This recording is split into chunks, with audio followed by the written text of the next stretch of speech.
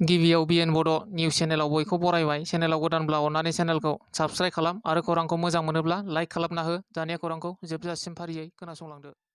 गिबि खौरां, सासे मानसि गोमानानै दं। तामुलपुर महकुमानि सिङाव थानाय साहा गान्धीबारिनि थागिबि समल बर'आ गोमानानै दं।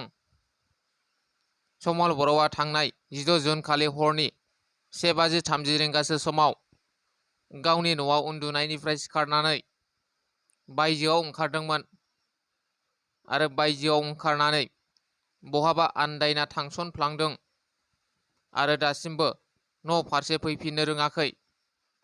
बे सावगारियाव नुनाय मानसिखौ जुदि सोरबाफोर बहाबाफोर नुसनबायोब्ला खौरां हरनो थाखाय न'खरनिफ्राय खावलायहरदों।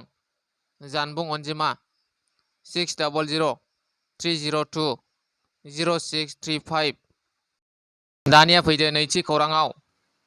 BTRआव थाद'नाय गैयै अखा आरो दैबानानि जेंनानि फारसे नोजोर लाखिनानै हेफाजाबारि जानबुं अनजिमा हेल्पलाइन नाम्बार जारि खालामनाय जादों।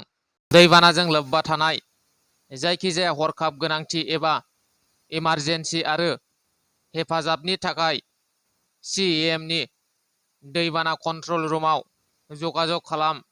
BTRनि हेफाजाबारि जानबुं अनजिमा 011-422-13300 आरो गुबुन मोनसेबाव 6901-900-989। दानिया फैदो थामथि खौराङाव। बारग' NDFBनि गोख्रों मावथि एन हासथाया गिख्रंथाव बेरामाव गोग्लैसोनानै दं, नाथाय दिनैसिमाव रावबो नायसनाखै। गहपुर हालामनि सिङाव थानाय दमनपुर गामिनि मोनसे समनि एक्स NDFB हेब्रन नार्जारी एन हासथाय बिथांनि देहायाव बन केन्सार साग्लोबनानै दं। आफादाव थानाय समाव गोबां बुख्रुब जानायनि जाहोनावनो देहा सिङाव थैसोम खानानै दंखायोमोन।